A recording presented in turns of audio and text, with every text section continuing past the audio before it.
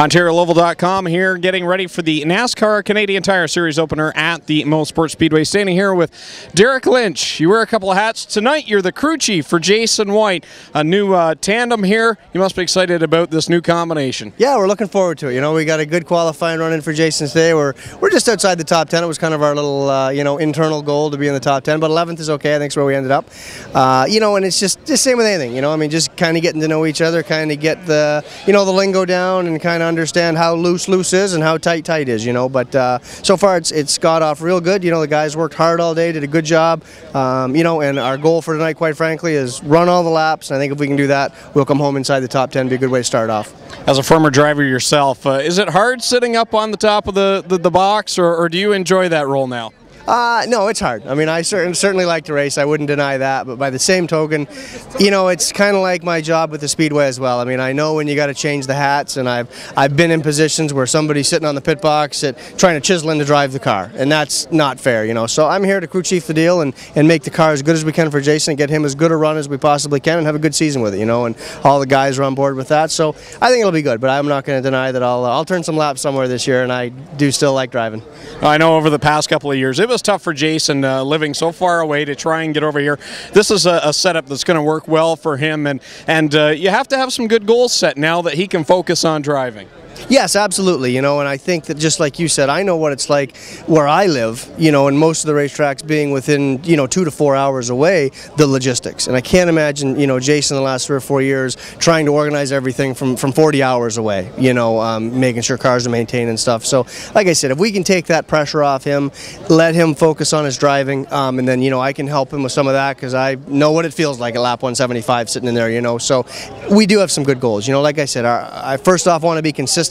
Last year, I know they had some mechanical trouble, and I don't think they had a finish inside the top 10. So, if you can come home 8th to 10th every week, you're going to be in the top 4 or 5 in points. That's just the law of averages and how the game works. So that's our goal, to be realistic, but at the end of the season, have those realistic goals turn into something that's, a kind of a benefit for everybody. Now, at the end of this night, you'll take the headset off, and you'll put on a different headset down the road at the Kawartha Speedway as you kick off your 2011 season.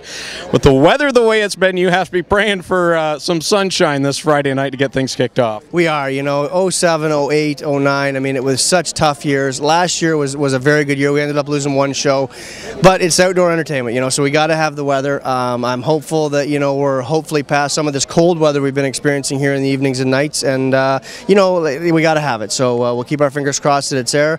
We got a great car to racing on tap. All our divisions have filled up really well. We're like 20 plus cars in every class. Super late models coming in with, their standard show. So it's a nice way to kick the year off, and it gives everybody that comes out to our place, I always like to think that our place has a special event feel every night. We get a lot of cars that come from other places because we're the off night of the week.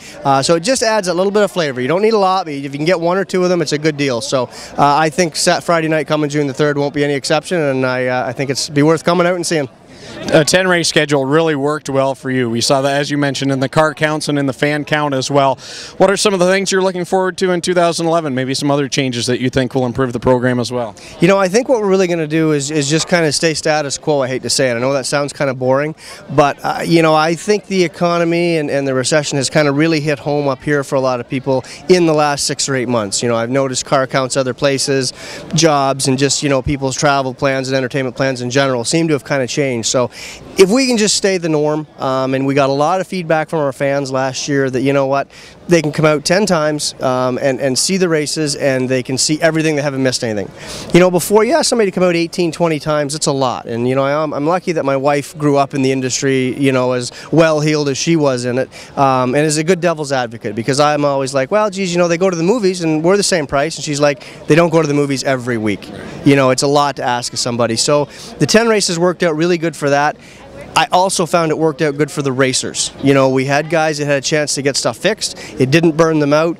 And back to that special event type feel, we could always pull in a couple or 3 other guys from other places. Chris Morrow, our late model champion, being one of them. Still competed at Sunset every week, but, stuck 10 nights in the schedule and come down and won our deal. So that's good, and it just kind of adds to the flavor of it. So we're just going to stay the course. The legends are going to be there a few times, and that's always a nice way to round out a program. And we'll run the Canadian Tire Series race at the end of the year, and we'll see what happens. Now, one last question for you. As a promoter, I know you look forward to every event, but is there one that sticks in your mind that you're looking forward to the most looking at the 2011 schedule at Kawartha? I like the Summer Sizzler.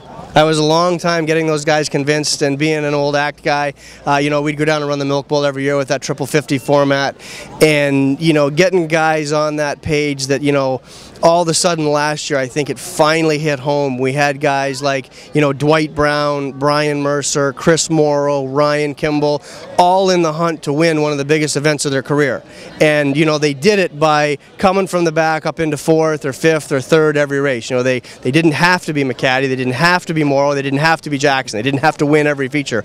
And I think guys finally figured out that, hey, if I play this event right, I can come home with a pretty big payday here and put my name on a pretty cool trophy. So I like looking forward to that because, like I said, I think if the smart racers do it right, they have a chance to shine. And like I said, I think those guys deserve it as much as the guys who get a lot of the ink most of the time. So.